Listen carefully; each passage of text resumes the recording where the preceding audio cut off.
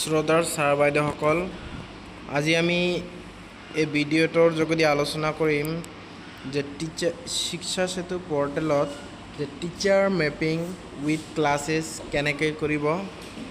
তো প্ৰথমতে আপোনালোকে গুগল ক্ৰম ব্ৰাউজাৰখন অপেন কৰিব। কৰাৰ পিছত ইয়াতে সাৰ্চ কৰিব শিক্ষা সেতু। সাৰ্চ কৰাৰ পিছত ইয়াতে আহিব যে শিক্ষা সেতু অসম, ইয়াতে ক্লিক কৰিব। ক্লিক কৰাৰ পিছত আপোনালোকে নিজৰ বিদ্যালয়ৰ ডাইচ কোড আৰু পাছৱৰ্ডখন বহুৱাই দিব।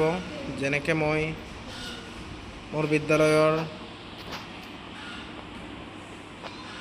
পাছৱৰ্ড ডাইচ কোডটো বহুৱাই দিছোঁ।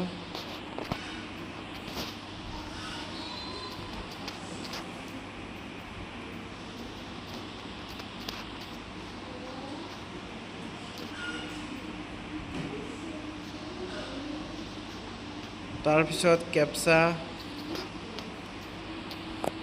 এণ্টাৰ কৰিব।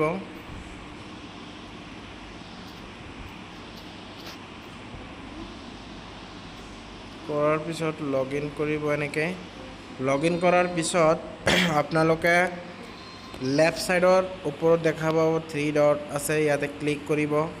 কৰাৰ পিছত তলফালে অলপ টানি দিব যে টিচাৰ এণ্ড ষ্টাফ ইয়াতে লিখা আছে, ইয়াতে ক্লিক কৰিব।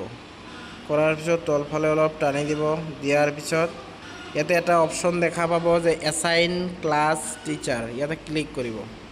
কৰাৰ পিছত আপোনালোকে কোনজন শিক্ষকে কোনটো শ্ৰেণীত পাঠদান কৰি আছে, তো ওপৰত এটা দেখা পাব এছাইন ক্লাছ টিচাৰ, ইয়াতে ক্লিক কৰিব। ক্লিক কৰাৰ পিছত ইয়াতে ক্লাছটো ছিলেক্ট কৰিব। যেনেকৈ ক শ্ৰেণী 1 2 3 4 5 এনেকৈ আছে। তাৰপিছত তলত দেখা পাব যে টিচাৰ, তো টিচাৰ কোনে কোনটো ক্লাছ পঢ়ায়, এনেকৈ আপোনালোকে ছিলেক্ট কৰিব। কৰাৰ পিছত আপোনালোকৰ টিচাৰ মেপিংটো সম্পূৰ্ণ হৈ যাব। তো